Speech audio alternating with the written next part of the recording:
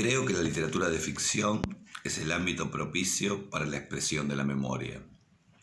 Permite construir, con esa carga privada, objetos destinados a otros.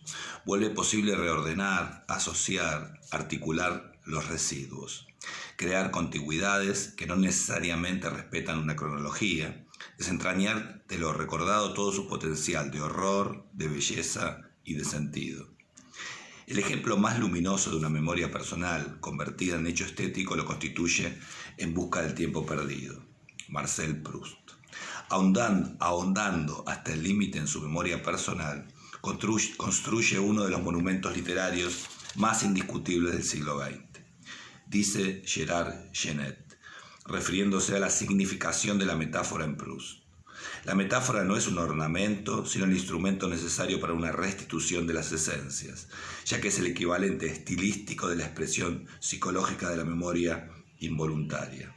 La única que permite, aproximando dos sensaciones separadas en el tiempo,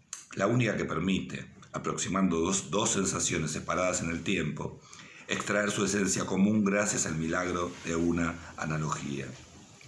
Con la siguiente ventaja a favor de la metáfora sobre la reminiscencia, que esta es una contemplación fugitiva de la eternidad, mientras que aquella goza de la perennidad de la obra de arte. Y más adelante, aludiendo a la incidencia que tenían para Proust las cosas evocadas, escribe: lo deleitan, lo nutren, las incorpora. No son una abstracción, sino una materia profunda, una sustancia. Privadas de esa consistencia benéfica, liberadas a la intermitencia, a la evanescencia, las cosas se desecan y debilitan, y cerca de ellas, aunque separado, el yo languidece, pierde el gusto por el mundo y se olvida de sí mismo. Lo que me pregunto es dónde termina esa necesidad de explorarse uno a sí mismo, de establecer la continuidad que es uno mismo, y comienza el rastreo en lo colectivo que nos contiene y en buena medida nos condiciona. En otras palabras, me pregunto si es posible indagar, contar la historia personal, químicamente aislada del contexto, y me respondo que todo suceso está impregnado de su contexto. Al ser relatado un acontecimiento, la historia emergerá. Se filtrará en el lenguaje, o en la vestimenta de los personajes, o en sus conversaciones casuales, o en la manera de encarar el sexo o los vínculos familiares, o aún en lo silenciado.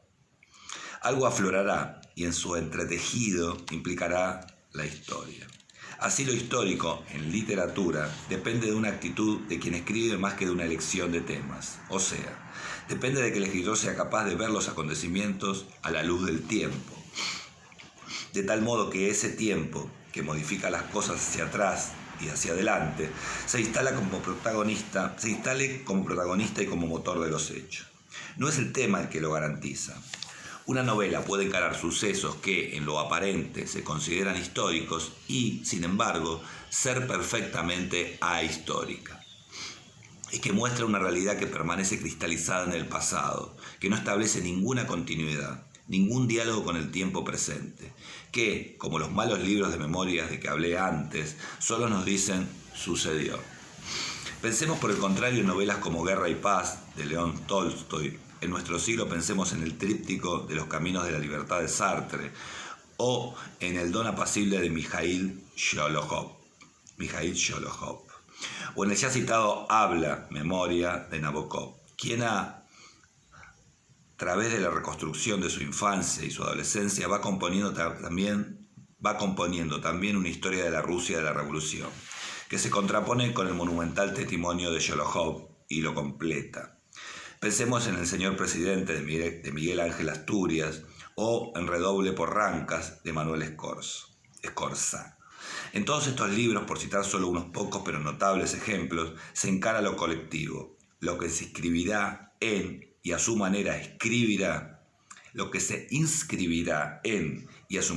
escribirá la historia, contradictoria, conflictiva, inacabada, dejándonos la incómoda sensación de que es a nosotros a quienes corresponde hacernos cargo de lo aún inacabado e imperfecto.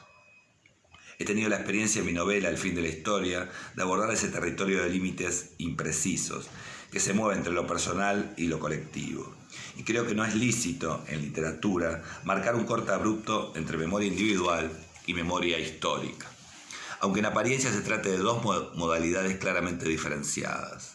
Las dos responden a una misma actitud ética, del mismo modo que la memoria individual hace que día tras día seamos todo lo que hemos sido, que provengamos de nuestros miedos, de nuestros deseos, de nuestra mala fe y de cada una de nuestras actitudes, que debamos responder por nuestras elecciones pasadas y nos constituyamos como una continuidad. La memoria histórica extiende esa continuidad y esa responsabilidad a nuestro tiempo y a nuestra sociedad. Nos convierte en solidarios con esa sociedad y con ese tiempo. Hay dos modos de negar la memoria, tanto personal como histórica. Una, la más obvia, es el olvido. Los hechos nunca ocurrieron. Empecemos a partir de hoy una vida nueva, blancos, vírgenes, sin rastros. La otra manera es la mala memoria, más peligrosa tal vez, ya que no anula el pasado, lo neutraliza, erige hechos y héroes cristalizados sin contradicciones, ajenos a nosotros y a nuestro tiempo, ya que no están hechos a la medida humana.